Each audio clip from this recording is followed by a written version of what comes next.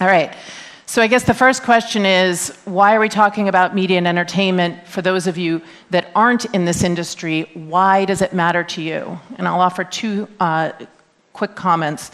The first is that if we are going to reach consumers for any sector, this changes the landscape for how we market, how we think about convening audiences and bringing them together to share our brands and our experiences.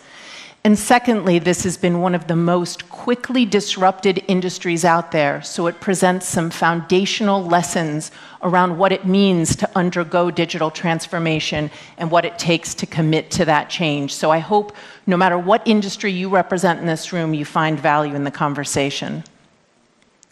So we've talked a lot today, this morning, about the notion of digital disruption, almost to the point where the word stopped meaning anything, but it means so much. And in the world of media, digital disruption has changed every aspect of the business.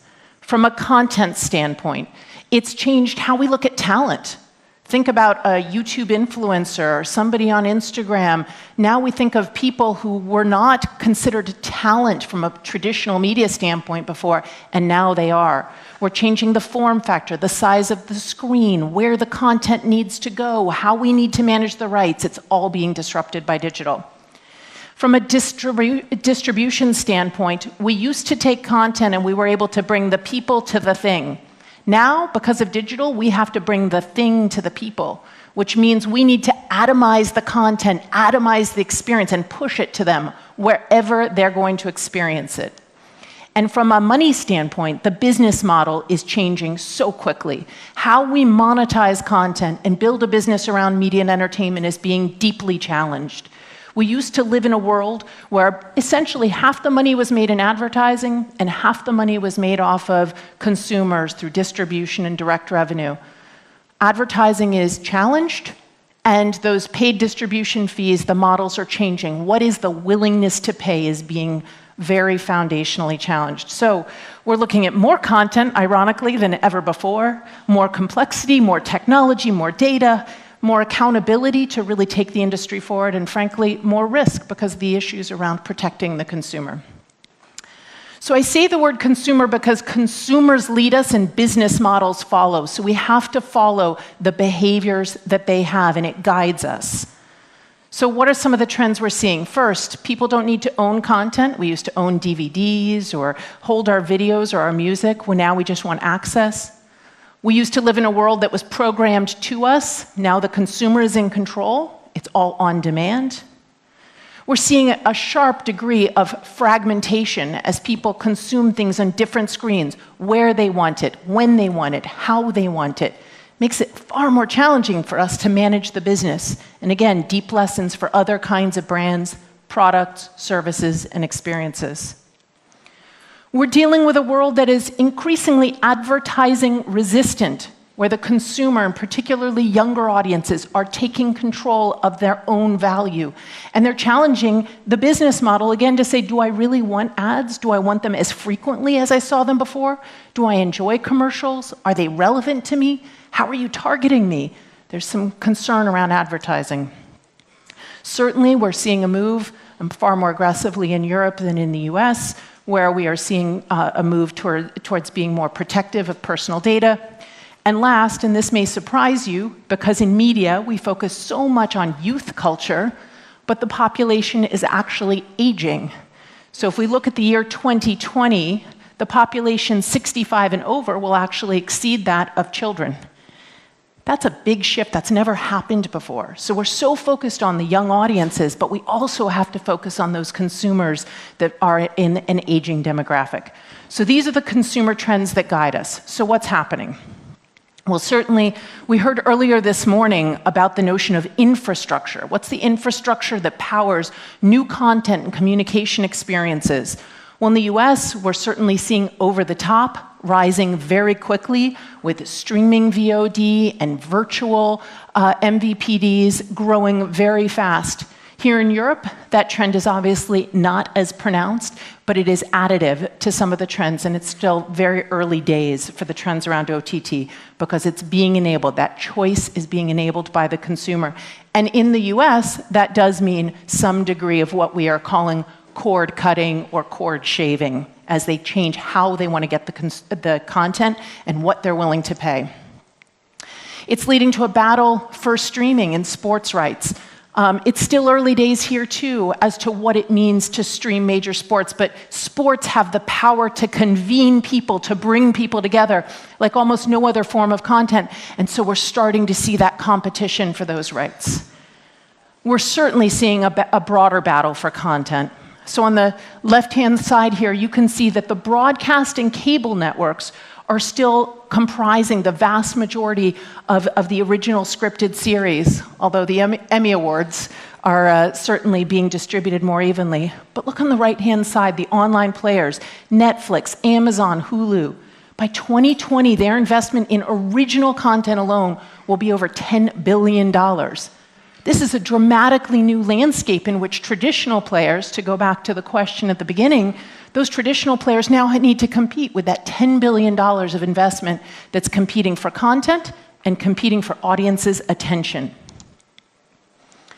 So it is very popular right now to use the word direct to consumer, D2C, because everything needs a good acronym, right?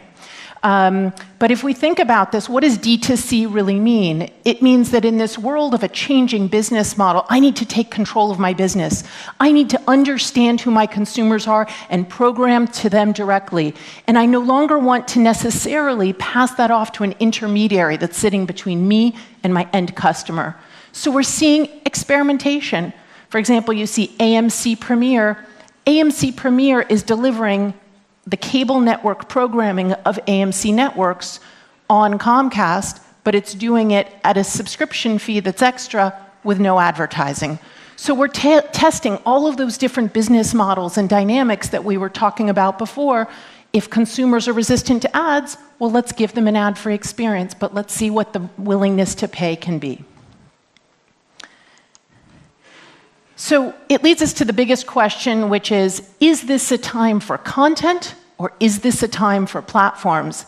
And certainly from a market valuation standpoint, it would suggest that platforms are an incredibly critical part of the future. So let's think about how the content players, how the media and entertainment companies are really contemplating that future. And what I'm going to do is I'm going to walk through 5 observations that we have from being in the marketplace with our clients, from talking to the market, and thinking about how to navigate this particularly exciting and challenging moment. So the first thing is, it is no longer an option not to transform the business model. We have to change the way that we make money and how we drive profit in the industry. And we're balancing a very critical tension in the marketplace, which is the present and the future. How do you balance the business you're in today and how you make money today and the business you're going to be in the future? It's a very challenging architecture. In many cases, we're seeing our clients do what I would call shrink to grow. I'm going to be very focused on cost reduction so I can now invest in new places. A lot of shrink to grow happening in media. We're seeing companies pivot to diversify. So for example, when a company like Comcast, that's known for being a cable operator, moves into the solar side of the equation, we can start to think about them being in the business of residential services. That's a diversification. We're seeing bigger bets on the consumer. Obviously, Disney is making some huge strides towards focusing and articulating their vision around structuring to focus directly on the consumer. We've just talked about bigger bets that are happening on content. And certainly, we're seeing more activity from an M&A standpoint in terms of global diversification and really changing the footprint. And obviously, the recent news around Comcast and Sky is probably the most pronounced and exciting example of this.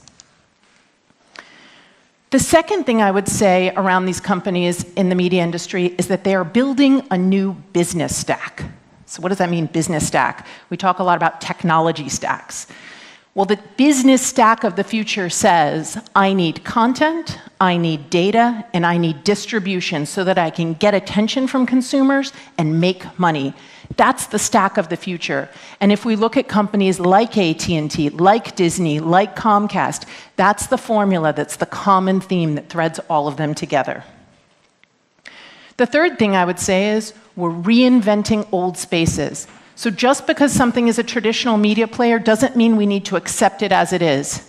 In print, we've just seen two iconic media brands be sold to digital-first people, Time being sold to the Salesforce founder, Mark Benioff, and obviously the Washington Post going to Bezos. So we are seeing print being reinvented with a different business model and a different level of investment.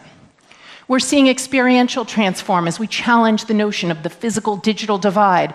So for example, in sports arenas, what is it that we can do to hyper-serve those sports fans so that they can really enjoy that experience holistically and bring digital into every attribute?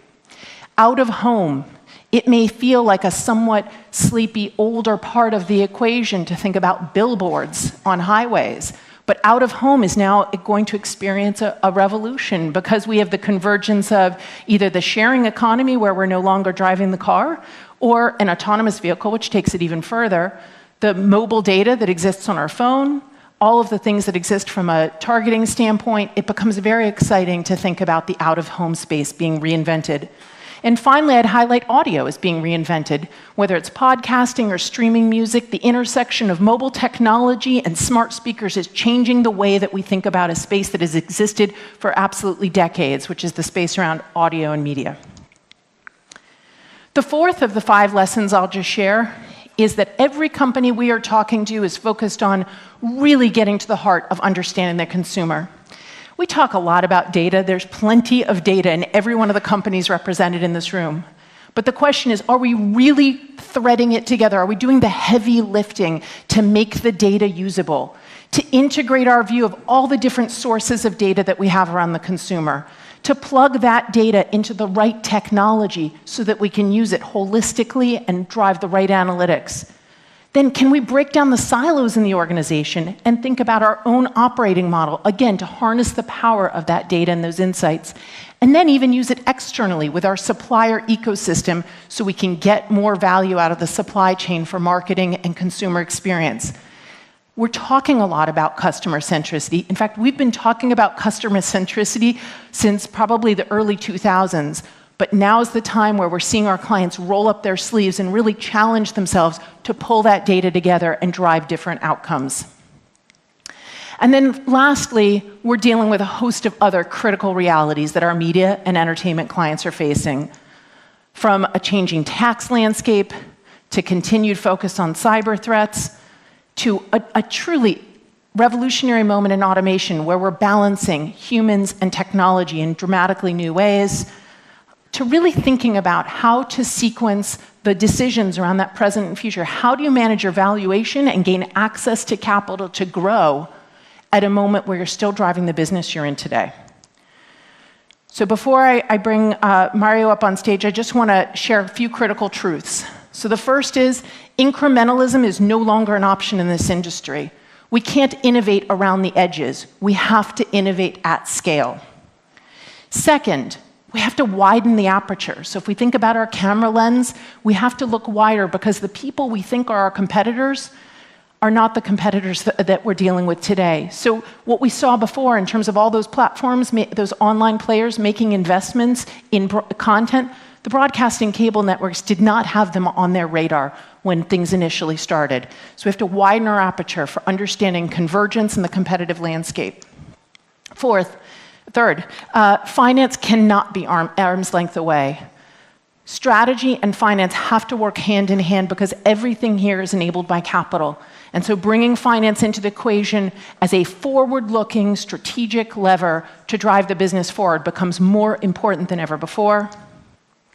And then I would highlight that strategy must become the operational reality. It's not about having the right answer for transformation in theory. It's about driving that change in our organizations and transforming the culture.